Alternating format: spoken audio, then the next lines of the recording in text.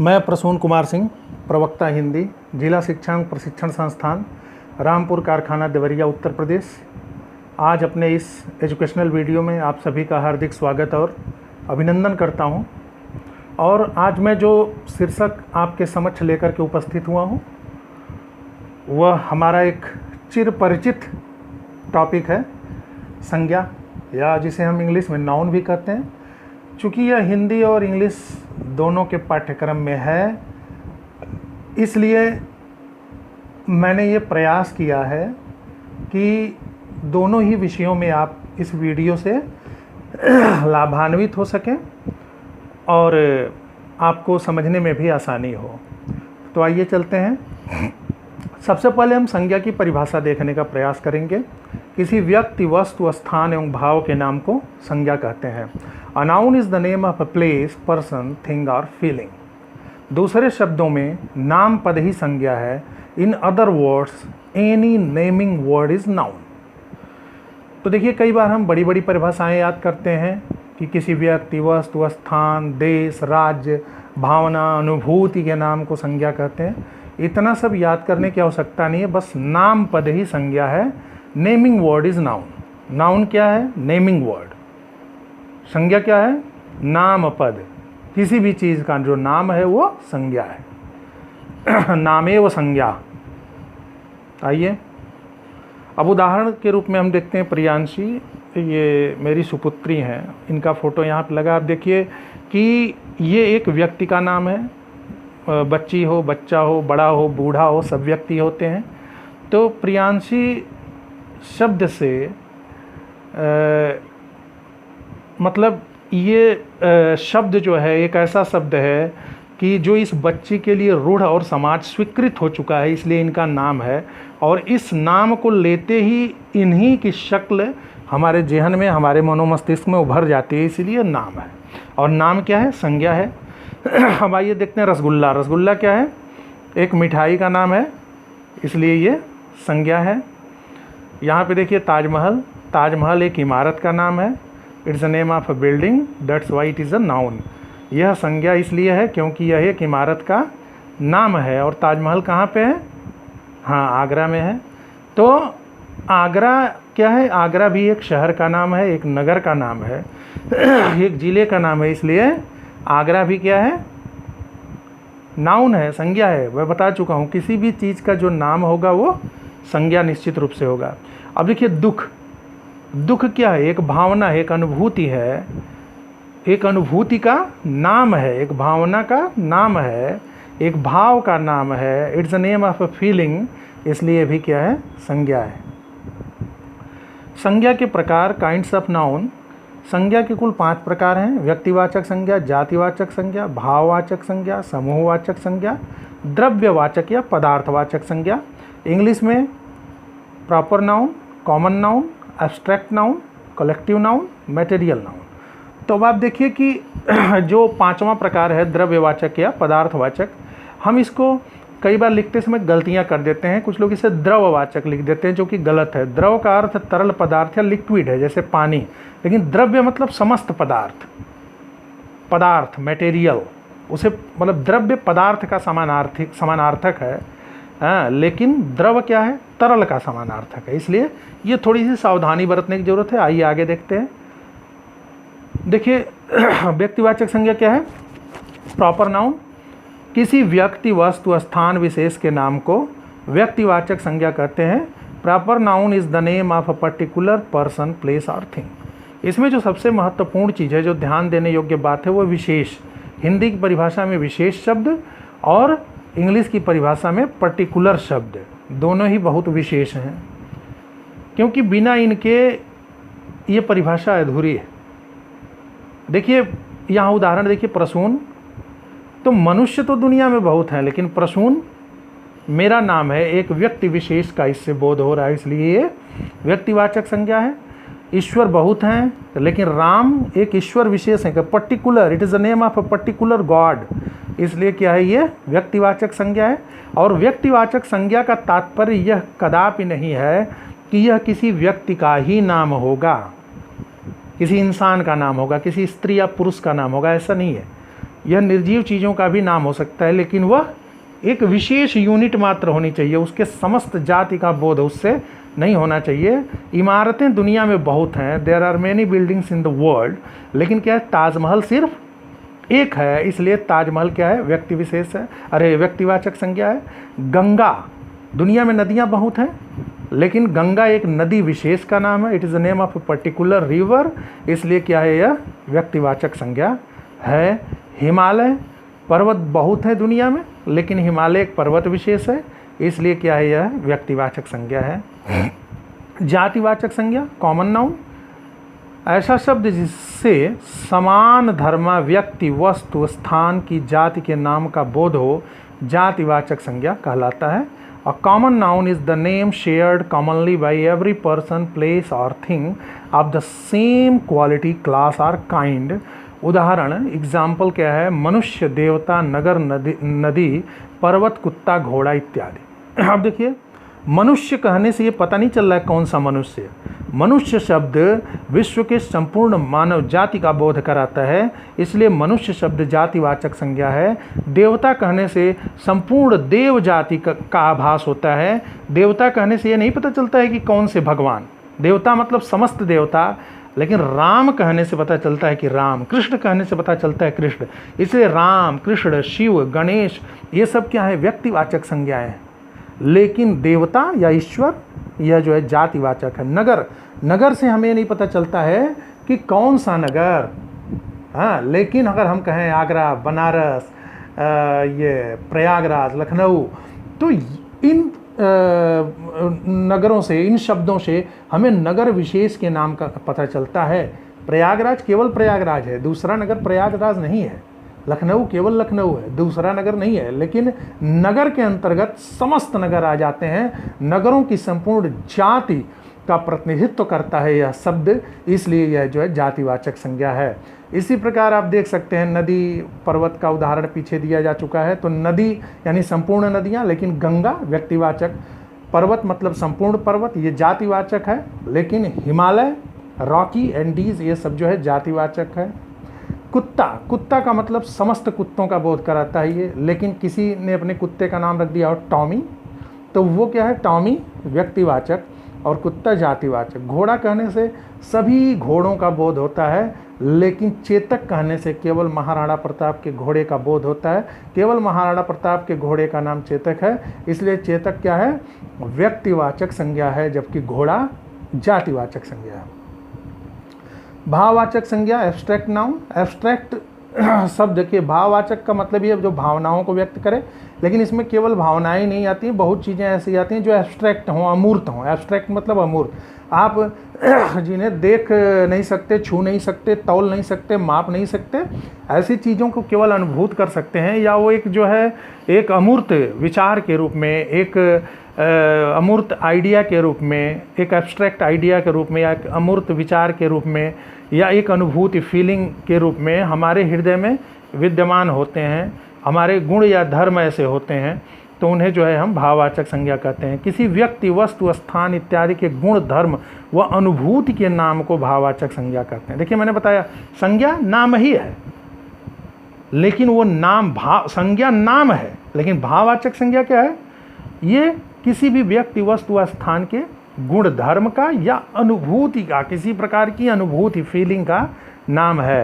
Abstract noun is the name of the quality और characteristics of any person, place और a thing, और it's name of a feeling, name of feelings. यह जो है या तो भावनाओं का नाम है, या किसी व्यक्ति, वस्तु के गुण, धर्म। गुण धर्म का मतलब क्वालिटी और कैरेक्टरिस्टिक्स से है, यहाँ धर्म का मतलब मजहब, पंथ, रिलीजन से नहीं है। तो देखिए, हर्ष, हर्ष क्या है, एक भावना है। हर्ष माने खुशी, हैप्पीनेस, ये क्या है, एक भावना है। इसको हम देख नहीं सकते, महसूस कर सकते हैं, अनुभूत कर सकते हैं, और इसको हम नाप तौल भी नहीं सकते हैं। विषाद मतलब दुख, उसको भी नाप तौल नहीं सकते हैं। हम नहीं कह सकते कि ये राम श्याम से 5 किलोग्राम ज़्यादा खुश है, या श्याम राम से 5 किलोग्राम ज़्यादा दुखी है। तो इन चीज़ों की तुलना तभी हम कर सकते हैं कि जब हम इन्हें माप सकें किसी बाहरी पैमाने पर, और उसे माप नहीं सकते हैं, केवल उसके कारण और परिणामों को ही हम जान सकते हैं, लेकिन एग्जैक्टली हम उसे माप नहीं सकते, इसलिए इन्हें भाववाचक संज्ञा कहते हैं। ईमानदारी, ईमानदारी ऑनेस्टी, ये क्या, ये भाववाचक संज्ञा। ईमानदारी एक भावना है, हमें नहीं जानते हैं कि, हम इतना जानते हैं कि चलिए ठीक है राजा हरिश्चंद्र बहुत ईमानदार थे, एक उदाहरण हम दे सकते हैं, लेकिन हम ये नहीं कह सकते कि वो कितने किलोग्राम ईमानदार थे, या ईमानदारी को मापने का मात्रक क्या है, उसकी यूनिट क्या है, ऐसा तो कुछ है नहीं। तो जैसे बताया, खुशी को नहीं माप सकते, विषाद दुख को भी नहीं माप सकते, हालांकि दुनिया में हर आदमी को लगता है उसका दुख दूसरे से ज़्यादा है। लोग कहते हैं अरे तुमसे ज़्यादा मैं दुखी हूँ, भाई आप उसका नहीं माप सकते, अपना भी नहीं माप सकते। आप अपना महसूस करते हैं, वो अपना करता है, इसलिए वहाँ पे आप तुलना नहीं कर सकते। प्रेम, प्रेम भी एक भावना है, इसे भी मापा नहीं जा सकता, इसे मैटेरियलिस्टिक चीज़ों में, भौतिक चीज़ों में नहीं मापा जा सकता है, केवल अनुभूति गम्य है, इसलिए इसे जो है यह भी एक क्या है, भाववाचक संज्ञा है। सौंदर्य भी जो है भाववाचक संज्ञा है। सुंदर विशेषण हो सकता है, ब्यूटीफुल, लेकिन ब्यूटी क्या है, ये भाववाचक संज्ञा है। सौंदर्य एक भावना है, क्योंकि इसको भी हम माप नहीं सकते। हम ये कह सकते हैं कि फला व्यक्ति बहुत सुंदर है, लेकिन ये नहीं कह सकते कि वो कितने किलोग्राम, कितने मीटर या कितने डिग्री सेल्सियस सुंदर है, उसकी कोई यूनिट नहीं है। मनुष्यता, मनुष्य एक जातिवाचक संज्ञा है, बताया गया पीछे, लेकिन मनुष्यता, ह्यूमैनिटी, यह एक गुण है जो मानव को धारण करना चाहिए, और यह गुण है, इसलिए ये क्या है कि भाववाचक संज्ञा है, एब्स्ट्रैक्ट नाउन। तो आइए, यहाँ पे मैंने तुलना करने का प्रयास किया है, और इसी माध्यम से मैंने समझाने का भी प्रयास किया है कि व्यक्तिवाचक संज्ञा, जातिवाचक संज्ञा, भाववाचक संज्ञा में अंतर क्या है और कैसे एक दूसरे में इनका रूप बदलता है। राम देखिए, एक ईश्वर विशेष का नाम है, इसलिए व्यक्तिवाचक संज्ञा, लेकिन ईश्वर सभी ईश्वर का बोध कराता है, ईश्वर शब्द, इसलिए जातिवाचक संज्ञा। और ईश्वरत्व उस गुण को व्यक्त करता है जो ईश्वर धारण करते हैं, इसलिए वह भाववाचक संज्ञा है। रसगुल्ला एक पर्टिकुलर मिठाई का नाम है, मिठाई विशेष का नाम है, इसलिए व्यक्तिवाचक संज्ञा। मिठाई में सभी मिठाइयों का बोध हो रहा है, वह रसगुल्ला, बर्फ़ी, चमचम, रसमलाई, कुछ भी हो सकता है, इसलिए जो है वो क्या है कि जातिवाचक संज्ञा है। अब देखेंगे मिठास, लेकिन मिठास क्या है? मिठास जो है, मिठास शब्द यह एक प्रकार का गुण है जो मिठाई का गुण होता है, गुण धर्म है मिठाई का। मिठास को हम महसूस कर सकते हैं अंदर अंदर, उसे बता नहीं सकते। हम मिठाई 1 किलो खरीद सकते हैं, लेकिन ये नहीं बता सकते कि उसमें मिठास कितने किलो थी। तो इसीलिए इसी मिठास को कबीर, सूर इत्यादि ने व्यक्त किया है कि भाई ये तो गूंगे का गुण है, ब्रह्म की अनुभूति। जैसे गूंगा मिठाई खा लेता है, बता नहीं पाता है, तो कहते हैं गूंगा नहीं बता पाता है, लेकिन बोलने वाला भी केवल मिठाई को ये बताता है बहुत मीठी थी, बहुत अच्छी थी, लेकिन कितनी मीठी थी उसको मापने का कोई मात्रक नहीं है। लिखते हैं ना कि ज्यों गूंगा मीठे फल को रस अंतर्गत ही भावे, तो अवगत गति कुछ कहत ना आवे। तो वो जो है मिठास क्या है, एक प्रकार से भाववाचक संज्ञा। पिंटू एक व्यक्ति विशेष का नाम है, मनुष्य विशेष का नाम है, इसलिए व्यक्तिवाचक संज्ञा। लेकिन मनुष्य में संपूर्ण मानव जाति का बोध हो रहा है, जातिवाचक संज्ञा। मनुष्यता उस गुण को व्यक्त कर रहा है जो मनुष्य को धारण करना चाहिए, इसलिए भाववाचक संज्ञा। भारत एक राष्ट्र विशेष का नाम है, इसलिए व्यक्तिवाचक संज्ञा। लेकिन राष्ट्र सभी राष्ट्रों को अभिव्यक्त करता है, इसलिए जातिवाचक संज्ञा। और राष्ट्रवाद एक विचारधारा है, एक आइडियोलॉजी है जो कि मन में रहती है, इसलिए ये जो है भाववाचक संज्ञा है। तुलसीदास एक कवि विशेष का नाम है, व्यक्तिवाचक संज्ञा। और कवि शब्द में संपूर्ण कवियों का बोध हो रहा है, इसलिए जातिवाचक संज्ञा। और कवित्व शब्द जो है भाववाचक संज्ञा है। कवित्व वह गुण है जो कवि धारण करता है। अब हम बात करेंगे समूहवाचक इसकी संज्ञा की। देखिए, एक बात आपको बताना भूल गया, थोड़ा पीछे आते हैं, कि इसमें जो है जो हमने बताया कि आप एक चीज़ ध्यान रखिएगा, कभी भी अगर परीक्षा में इस तरह के शब्द दिखें, पूछ दे कि ये किस प्रकार की संज्ञा है। हालांकि आपको गहराई से अध्ययन करके जाना चाहिए, लेकिन एक अनुमान के लिए बताता हूँ कि जिन भी शब्दों के अंत में पन, आस, त्व, ता, वाद, त्व इत्यादि प्रत्यय लगते हैं वे प्रायः भाववाचक संज्ञा होते हैं। जैसे आप देखिए बच्चा कौन सी संज्ञा है? जातिवाचक संज्ञा है। बच्चा शब्द से पता नहीं चल रहा है कौन सा बच्चा, विश्व के सारे बच्चों का बोध हो रहा है, लेकिन हमने कर दिया चिंटू, तो चिंटू एक बच्चा विशेष का नाम है इसलिए व्यक्तिवाचक है। लेकिन बचपन, बचपन पन प्रत्यय लग गया, मैंने बोला था पन प्रत्यय लगे तो भाववाचक संज्ञा। तो बचपन शब्द जो है, बचपना एक भाव है तो वो भाववाचक संज्ञा हो गया। यहाँ देखिए त्व लग जाए तो भी ईश्वर से ईश्वरत्व भाववाचक संज्ञा। आस मीठा से मिठास, तो ता लग जाए मनुष्य से मनुष्यता, मानव से मानवता, सुंदर से सुंदरता, तो ये सब जो है भाववाचक संज्ञाएं होंगी। वाद भी मैं बोला था, राष्ट्रवाद, हाँ राष्ट्रवाद आप कर दिए, मार्क्सवाद, ये जितने वाद वाले शब्द होते हैं, मानवतावाद, ये सब जो है भाववाचक संज्ञाएं हैं। तो और इस प्रकार से आप एक जब कोई रास्ता ना हो तो ये ट्रिक अपना सकते हैं। समूहवाचक संज्ञा, देखिए सबसे पहले तो हम समूहवाचक संज्ञा बताने के पहले ये बताना चाहेंगे कि जातिवाचक और समूहवाचक में अंतर क्या है। जातियों में भी विश्व के समस्त उस जाति का बोध हो रहा है। मनुष्य कहने से विश्व के समस्त मनुष्य का बोध हो जा रहा है, लेकिन सवाल ये है कि वो समूह नहीं है। समूह मतलब कि व्यक्तियों वस्तुओं का वह समुच्चय है कि जिनका एक निश्चित उद्देश्य है, व्यक्तियों का वह समुच्चय, राष्ट्रों का वह समुच्चय या संगठन जिसका एक निश्चित उद्देश्य होता है, एक कॉमन या साझा उद्देश्य होता है, उसी के लिए वो आपस में अंतःक्रिया या इंटरेक्शन करते हैं। आप देखिए समूह, तो वो उसको हम समूहवाचक कहते हैं। तो व्यक्तियों वस्तुओं या स्थानों के समूह के नाम को समूहवाचक संज्ञा कहते हैं। आप उदाहरण के रूप में देख सकते हैं, या फिर इसको इंग्लिश में भी देख लीजिए कि collective noun is the name of the group of people, things और प्लेसेस। उदाहरण के रूप में देखिए सेना, सेना क्या है? सैनिकों का समूह है। आर्मी क्या है? हाँ, आर्मी एक क्या है? It's a group of soldiers. कक्षा छात्रों का समूह है। पुष्पगुच्छ जिसे हम गुलदस्ता कहते हैं आम बोलचाल में, फूलों का समूह है। दक्षेश, दक्षेश क्या है? राष्ट्रों का एक समूह है जो अपने साझा हितों के लिए संगठित होकर के एक लक्ष्य निर्धारित करते हैं और उसके लिए आपस में अंतरक्रिया भी करते हैं, इंटरेक्शन भी करते हैं। तो इन्हें हम समूहवाचक संज्ञा कह सकते हैं। इन शब्दों को, अभी ढेर सारे शब्द ऐसे हैं जो समूहवाचक हैं। जैसे हम कर सकते हैं कि राष्ट्रीय कांग्रेस, भारतीय जनता पार्टी या भारतीय क्रिकेट टीम, ये सारे जो है समूहवाचक संज्ञाएं हैं। अब द्रव्यवाचक या पदार्थवाचक संज्ञा, मटेरियल नाउन, अन्य वस्तुओं के निर्माण में प्रयुक्त होने वाले द्रव्य, धातु अथवा पदार्थों के नाम को द्रव्यवाचक या पदार्थवाचक संज्ञा कहते हैं।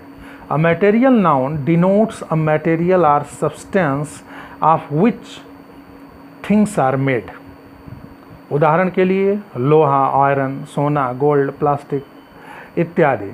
यानी ये ऐसे पदार्थों के नाम हैं, मतलब द्रव्यवाचक संज्ञा उन्हें कहते हैं जो ऐसे पदार्थों के नाम होते हैं जो पदार्थ अन्य वस्तुओं के निर्माण में प्रयुक्त होते हैं। जैसे लोहे से हम कुर्सी बना सकते हैं, सोना, सोना से भी हम चीज़ें बनाते हैं, प्लास्टिक से भी बहुत चीज़ें बनाते हैं। ये सब क्या है? द्रव्यवाचक या पदार्थवाचक संज्ञाएं हैं। तो इस प्रकार से ये लगभग संज्ञा के सारे प्रकार मैंने बता दिए। आपको जाते जाते एक बात और बताना चाहूँगा कि कई बार होता है जैसे कि हम देखते हैं कि व्यक्तिवाचक जो संज्ञा है उसका प्रयोग हमेशा हम एक वचन में करते हैं, सिंगुलर। प्रसून को प्रसून ही लिखेंगे, पंकज को पंकज ही लिखेंगे, अब किसी को सीता को सीता ही लिखेंगे। हम कभी ये नहीं लिखेंगे प्रसूनों ने ऐसा किया। मनुष्यों कर सकते हैं जातिवाचक संज्ञा का बहुवचन, लेकिन कभी कभी ऐसा होता है कि व्यक्तिवाचक संज्ञा का प्रयोग हम जातिवाचक संज्ञा के रूप में करते हैं गुणधर्म के आधार पर। जैसे कहें कि जयचंद एक राजा था, चलिए, लेकिन हम कहें जयचंदों ने देश को बर्बाद कर दिया, तो जयचंद यद्यपि एक व्यक्ति का नाम है, लेकिन जयचंदों का प्रयोग जब हम एक जाति के रूप में कर रहे हैं उन संपूर्ण लोगों के लिए जो देशद्रोही हों या विभीषणों ने देश को बर्बाद कर दिया, तो वहाँ पे जो है जयचंदों विभीषणों, कहीं न कहीं हम व्यक्तिवाचक को भी बहुवचन बना ले रहे हैं, क्योंकि उनका प्रयोग हम जातिवाचक संज्ञा के रूप में कर रहे हैं। तो बहुत बहुत आपने इसको इतना समय दिया, पढ़ा इतना ध्यान से, इसके लिए आप लोग धन्यवाद के पात्र हैं। आप लोगों को बहुत बहुत धन्यवाद, और उम्मीद है कि आपको ये वीडियो पसंद आई होगी और आप इससे लाभान्वित हुए होंगे। नमस्कार, विदा, पुनर्मिलना है, फिर मिलेंगे।